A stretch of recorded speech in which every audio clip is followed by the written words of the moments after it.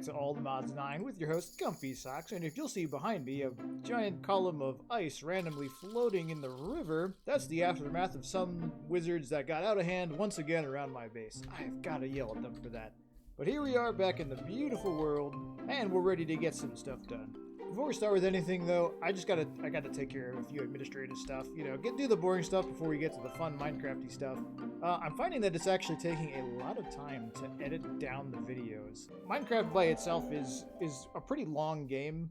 You need to record quite a bit in order to make any sort of progress or anything worth showing off, but the process of editing down is taking forever. While I'd like to release a video every once a week just about, that's probably more of a pipe dream. We're going to be looking at probably once every 2 weeks or so, realistically. So if you don't see one once a week, just know that I am still working on stuff. I'm still doing things. Don't worry about it. It's just taking me a little bit more time. Mostly because I have a full-time job. I only do Minecraft on the side, so I can only squeeze in enough Minecraft content here and there. It's harder for me to get enough clips in order to put a video together for you guys, and I want to keep the videos nice and not fluffed up with meaningless stuff. I want to keep it real full of interesting things that you'd actually want to see. Right then, let's get started. We're back at that bee setup that I made last episode. It's, for some reason, the bottles are not, this setup is not bottling correctly. I had to manually press it, even though I have an observer here to check. I don't really know why it's kind of goofing, but this is the amount of honeycombs and honey bottles that I've managed to save up. And if you take a look at our goal list, we have 5 big things that I want to get to before I consider myself in a decent position. And they're pretty obvious. We need to get a bunch of the minerals such as iron, gold, amethyst, emeralds, all the regulars for a vanilla playthrough. And that's because most mods rely on vanilla materials in order to craft things. There's some wildcards that we'll have to make, such as zinc and brass for create. I expect there to be a couple wildcards here and there, and we'll expand as we need to. So we need to get a system for that to avoid me. I don't want to be in the mines all day. I want to be out doing things. So we need to get these being produced. We also need decent tools. I've been making new diamond tools every time one of these gets low and breaks. And I kind of want to avoid that because it's a pain in the butt. I'd also like to get the auto crafting and wireless storage set up for a little bit of more complex things, because I spend half of the time going back and forth between the crafting tables after realizing that I don't have enough materials in order to make whatever I need. Such as with the steam engine, I had to come back and make like 100,000 tanks because I just didn't make enough. Hey, look, see? Ow. Look at the bottle. It's on top again. You see? Something's up with this. I guess maybe this thing detects whenever they go in and out of the beehive. I wish it would just detect when it was full. Maybe I'm doing something wrong. The wireless storage also goes hand with the auto crafting, just so I don't have to keep running back to the storage system. And in order to power auto crafting and wireless storage, we're going to need some sort of big power thing, such as a nuclear reactor. And those materials are probably going to be made in the mineral produce section. So what do all 5 of these things have in common, you might ask? Well, I'm so happy you asked, my magnificent straw man. Hello, are you dying? Oh. And that, of course, is they're all produced by bees. Would you stop that? Yep, that's right. Pretty much everything is produced by bees. Once you get bees up, you can pretty much steam run everything else in this game. I want to reiterate that we're not sprinting towards the end goal, but we do really need to get some of this stuff set up just so it takes a lot less time in order to do anything. And in order to save time on the video, I'm not going to run you through the entire list of stuff. Just know that everything that I'm doing, probably for the next couple episodes, is going to be oriented towards doing these goals, and know that we're working towards it. The first thing that we're going to need to get into productive bees is these advanced oak beehives and the expansion box that comes with them.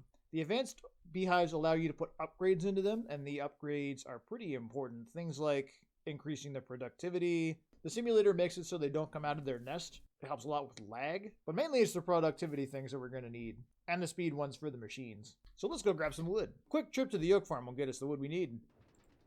I've constructed a quick little shack, and before I completely close this off, I want to show you that for the advanced beehives, when you combo with the simulator upgrade, they only care about the block right in front of it. So I have 2 examples of beehives. This advanced beehive, let's pretend, is no simulator upgrade. So the bees will wander around, they'll come outside, they'll wander around, and they'll actually pathfind to a flower or a block that they want to pollinate with. If you're using the simulator upgrade, the flower has to be right here, or the pollinator block has to be in this exact spot. Because if you were to put a flower right here with the simulator upgrade, it would not work. This would work with the simulator upgrade. So just keep that in mind if you're doing it yourself. Okay, I've got this little shelter for the bees.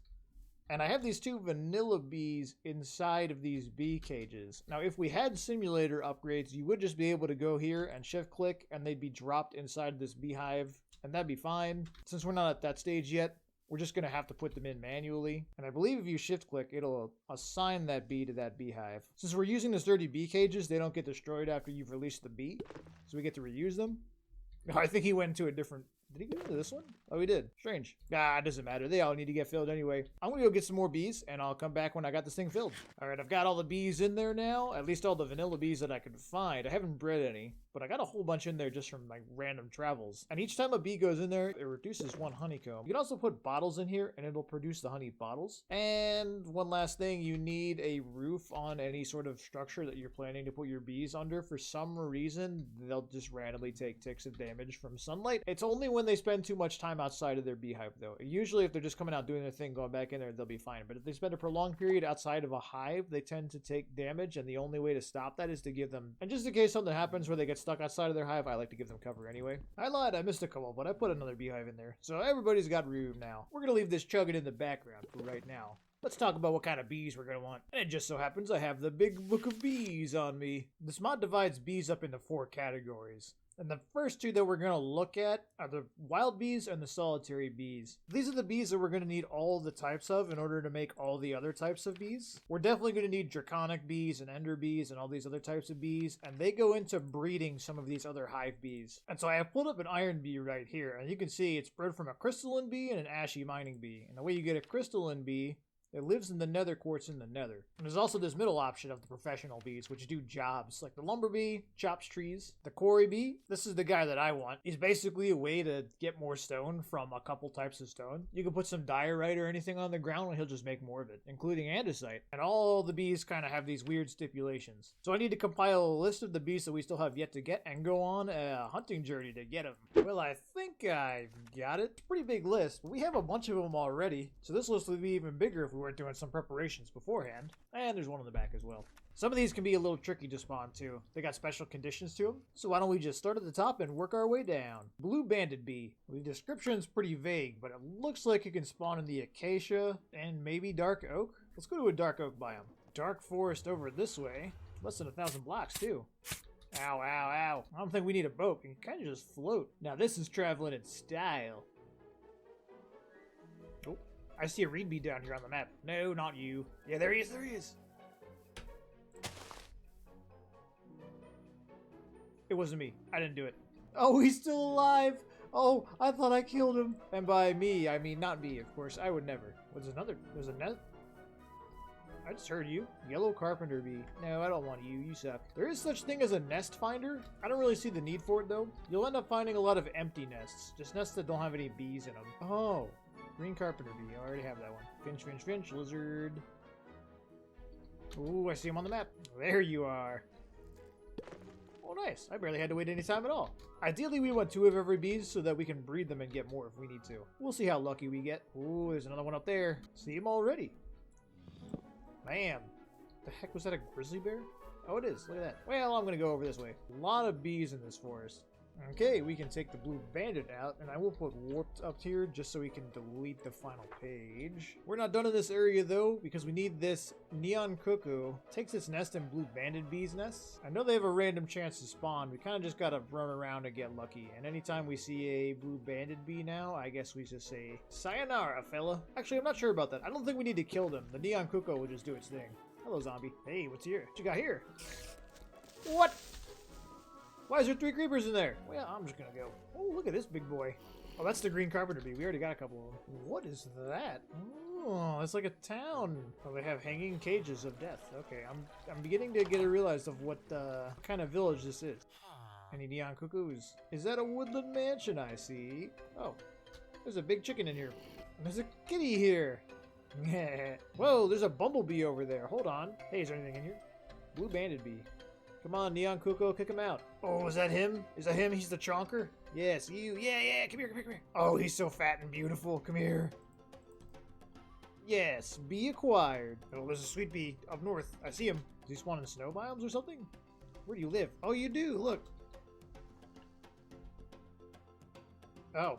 Well, he's just kind of aimlessly wandering, so I captured him inside the sturdy cage. Well, I've been up and down this forest a couple times now. I haven't seen a neon Coco. I think they don't spawn normally, as in they don't spawn part of world generation. They have to actually kick up. So I'm gonna try just AFKing here and see if the process happens naturally, and I'll come back if I find something. Who knows?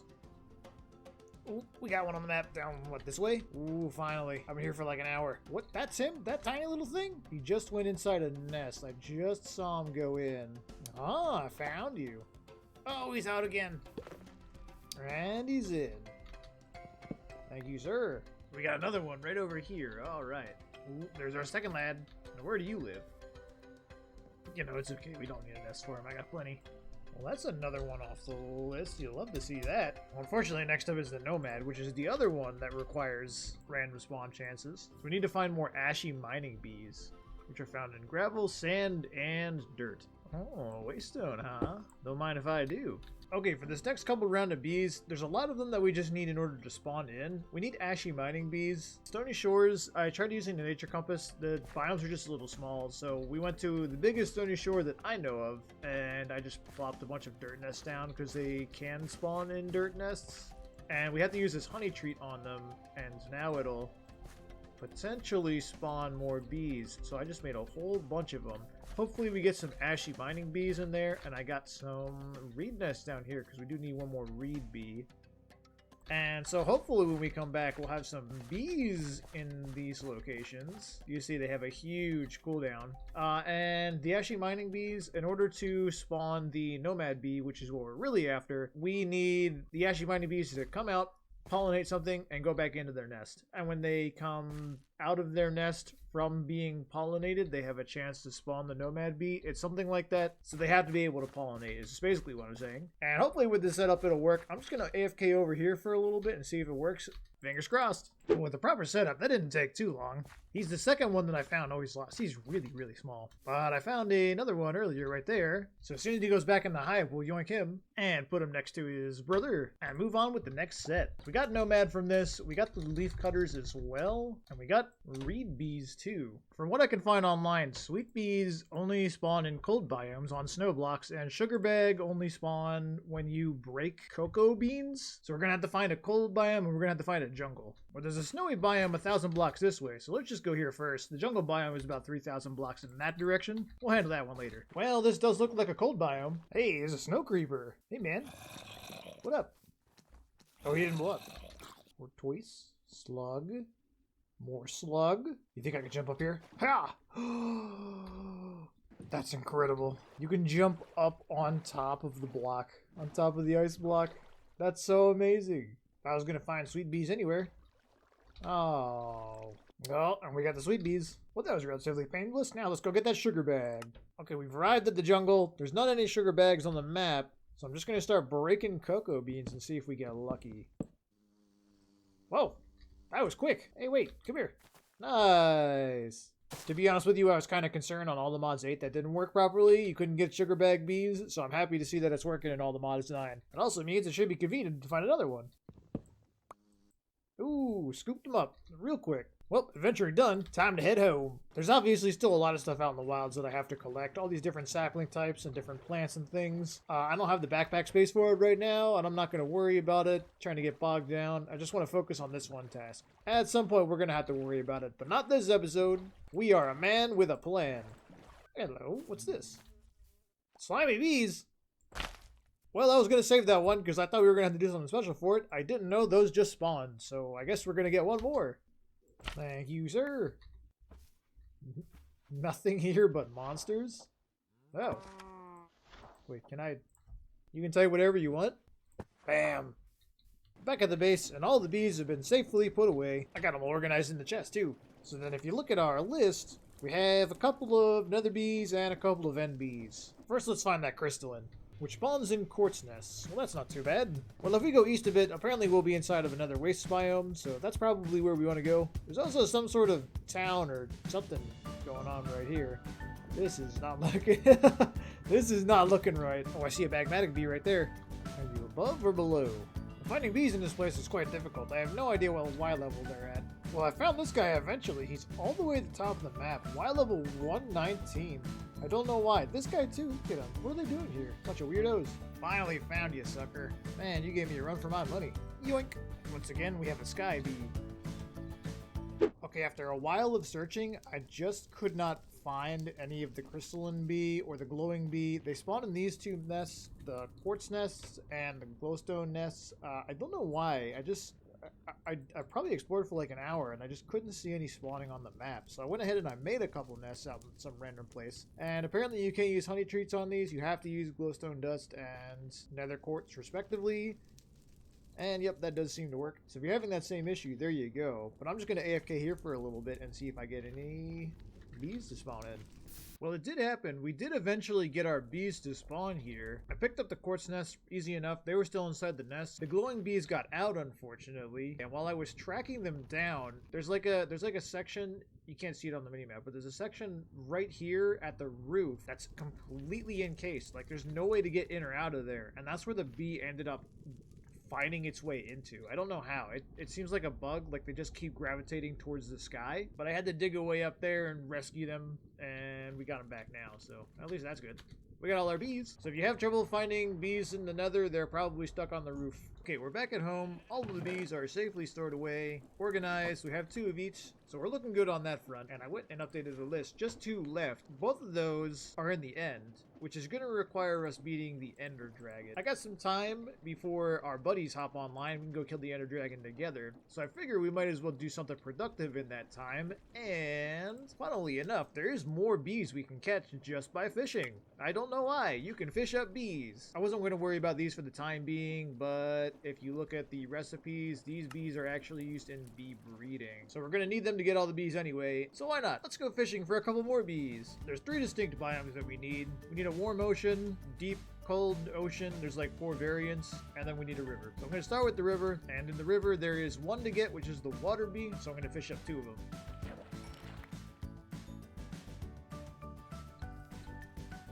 Ooh, he tried to hit me right there. Ooh, there's the last one. Nice, we got 2 of them. Okay, here we are in the deep cold ocean, not too far from our house. We have 3 bees in total to get from this area. Wow, there's one already. It's got a little hat. Which one are you? Prismarine bee. Nice. Oh, here comes the chonky. Oily bee. Oh, another prismarine. Oh, the sponge bee. Oh, the other oily bee. Wow! Right after the last one. That was the very next cast. That's some incredible luck. Last place we need to go to is a warm ocean, which is 3,000 blocks away, so I guess I'll see you guys when I get there. Well, here we are. Time for fishing round 3. Ooh, there he is. Where did you just take damage from? Alright. Oh, we're only going to catch one of those bad boys. And now the fishing bees are all safe and sound inside of this chest. The other chest was getting too full, so I put them in a separate one. And I'll explain why we only have one of the Patrick bees. It's because this bee species can't breed. So there's no point in having 2 of them if you can't breed them. We have to find a different way to get more Patrick Star bees. We'll cross that bridge when we get to it. For right now, my friend is online and it's time to go kill an Ender Dragon. Alright, get over here. Well, here we are over at Mr. Brian's base. Brian, say hi for the camera. Hi. This is his beautiful base with his stone mills that go about 1 RPM per light year. And he's got this random portal and a bunch of, well, it's a base, isn't it? Anyway, let's go. I have everything geared up. He's rocking an amulet of mana boost. I'm rocking an amulet of mana regen. And we both have these spell books. Where's my boat? Oh, a boat? Yeah, did you get a boat? Dummy. So he and I have both decided that we're going to try and be mages for this dragon fight, and we're going to hit it with a bunch of magic missiles. Although our magic missiles don't do much damage, we are just going to overwhelm the dragon by spamming a lot of missiles, and we can't really take much damage from it because we float around and can't take fall damage, so hopefully this will make the fight a little bit more interesting. Going down. Are you floating while you're doing that, or? No, just going straight down. Ah. What's the worst that could happen? I fall in lava? We made it! Alright. After you. You go first. I'm scared. Whoa! Where are you going?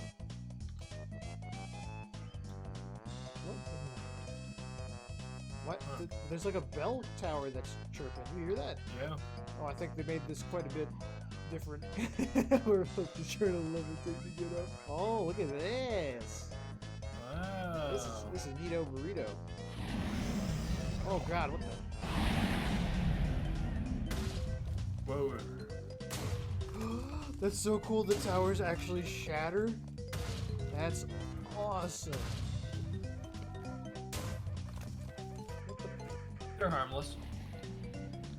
Why's he got his mouth open like that? What? You're an Enderman?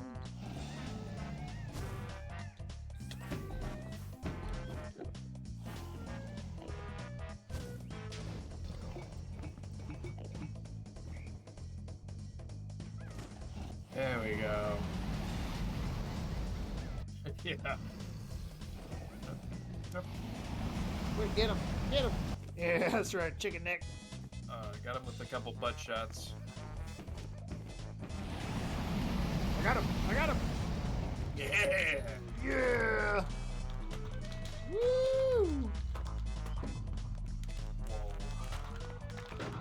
We did it! Boom!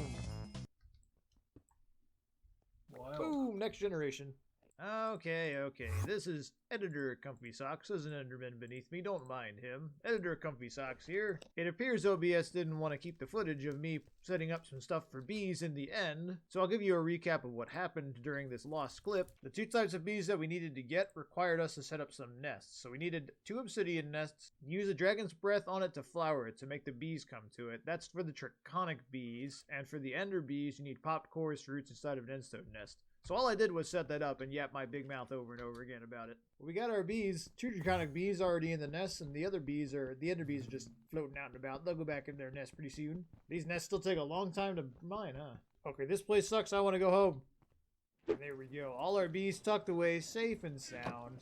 Include those last 2 off the checklist too.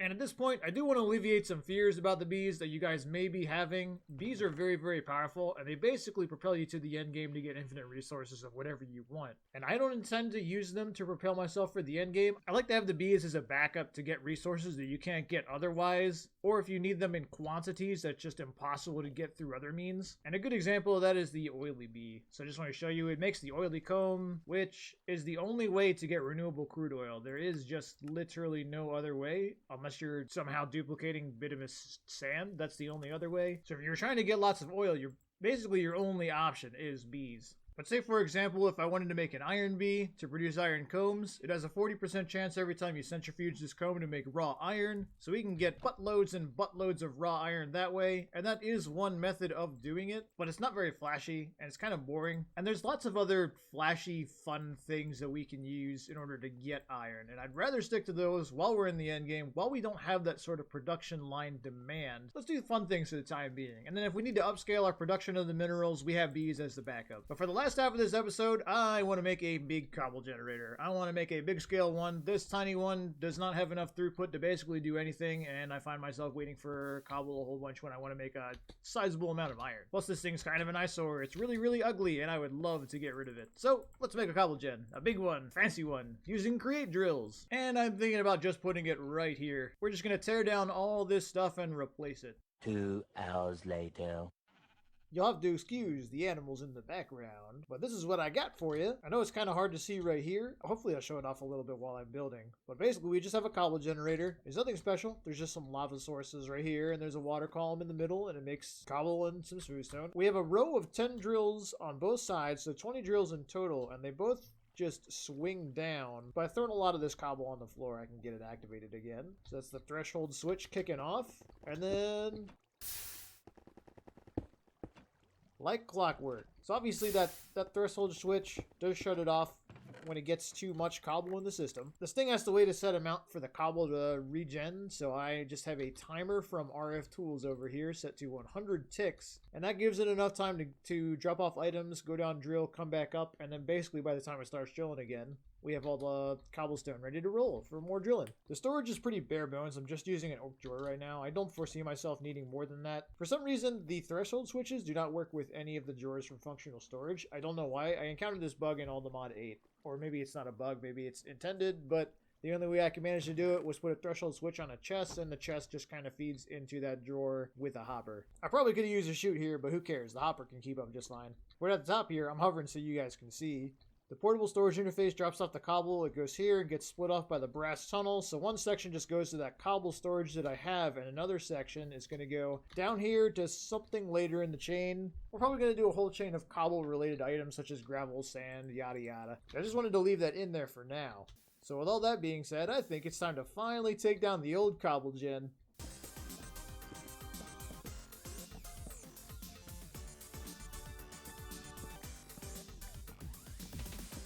Well, there's nothing better than cleaning up an ugly hillside, is there? And just a little bit of time later, I have refined this thing so that it's a little bit smart, a little bit less heavy on unnecessary components. You can see with this trick, the lava comes over and touches the stair block, and then the lava block gets turned into cobblestone. This is the fastest you can generate cobblestone that I could find. I couldn't find a way to speed up this cobblestone creation process, and the drill takes a little bit of additional time because for some reason, the interaction between these two portable storage interfaces, even though it's only dropping off 20 every single time, it only picks up 20, and it's gone in an instant, but it still lingers there for quite a while, and I can't figure out how to make that shorter. So this is the fastest that I can get the drills to go while they still function correctly. And then we have it coming down one main line. It yoinks off the cobblestone if it needs it, and then it goes in the crushing wheel, so then it yoinks off gravel if it needs it, and then... Oh, I'm getting crushed. What? Oops. That was weird. I didn't think I could get crushed while on top of the crusher. But anyway, this one just does sand. There's nothing in there right now because it needs to fill up. I'm not too worried about this thing being super speedy or anything like that. Since we're so early game, we're not going to be really using this for anything tremendous. And we have plenty of time to let these items back up. The vaults let me use the threshold switches. With the funnel and the depot in the front, you can still access the items. And I have threshold switches on the back. It's not a big deal right now. I'm not too worried about saving threshold units, but if that ever becomes an issue, I can just attach redstone links on the back and make an AND gate that says if all of these are full, then we'll shut off the main clutch. And I have the main clutch right here. So all in all, it's a pretty simple setup. Next on this project, I want to get the gravel washed into the iron nuggets and flint. And I also want to get the iron nuggets crafted into the ingots. Make a nice big supply of them. And this time I'll bring you guys along with for the building process, just so you can get a sense of what goes on. I don't usually do this, so this will be a nice change of pace. On the back of the gravel belt, we could probably just take gravel that's incoming through the chute, pipe it out to about there. Let's put a block on top of that so nothing gets in. Gravel comes out of here, assuming it's going to be washed on this belt. We need a filter right there for only accepting iron nugs and flints. Iron nugs comes around the back side here, goes into the chute, into the item vault. The flint comes around the other side, goes into this void upgrade drawer. Craft up more volts because I'm bone dry again. And now we gotta get the water washing this stuff. The water source surrounded by copycat panels seems to work. And if we just yoink some power off this guy, like that, the fan should be blowing. Oh, nice. It's even blowing the correct way. And I could take some off the input line. Actually, let's make this a vertical gearbox. Go on up. Are you going to spin the right way? Oh, I love when it all works out. And that shouldn't go until it's done washing. And it's washing at a pretty decent speed. Okay, let's set this to start spitting out gravel. And if we turn off the clutch again, get this thing spinning. And look at that. There we go. You see the gravel going around the back? And we've already got iron nuggets in here. Why do you only have 20... Oh no. Oh no! Well, I should just be able to replace that with a brass funnel and only suck in sand, and the rest can just be tossed. Righto, filter applied. I think I just gotta dump out the rest of this, unfortunately. Actually, well, it's a little scuffed, but it works. What? You're not... Oh, I didn't put it... Forgot the input tunnel there, but it works now. More obsidian, thank you very much. And that should be all 8. Man, I sure did not miss this ladder. Well, that's now a double oak drawer with a void upgrade on it, and that seems to be doing the trick. So we have a depot coming off the back of the iron nugget vault that's going to have a mechanical crafter associated with it. And this guy is going to take from there, and I want you to deposit on all of these. Yeah, it's just like that. These are all going to take iron nuggets. And I want the power coming off this guy, so it's nice and quick. It's a little janky, but it works. And there has to be a cog coming off of that. Getting everything hooked up, it looks like it works, and it doesn't know where to spit it out. So I guess I need a chest.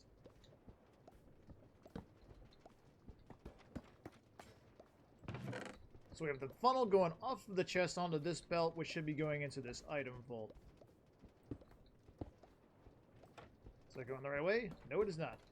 Okay, there we go. Wow, that is looking like real gearbox spaghetti. But now we should be seeing iron nuggets coming in. Yes! And we'll put on our depot and the funnel. Alright guys, that's going to have to do it for this episode. I am out of time. I hope you enjoyed the progress that we got. I know we didn't do much building today, but this little bit of a factory that we got going on back here, this makes it all worthwhile. Just having a nice steady supply of iron ingots finally coming in. I don't have to manually craft them every time I want them. This is a very nice addition, and it's going to help us out along the way. Hopefully next episode I get a building around this thing, because that is looking like it needs a building. But anyway guys, thanks so much for watching, and hope you have a great rest of the day. Bye!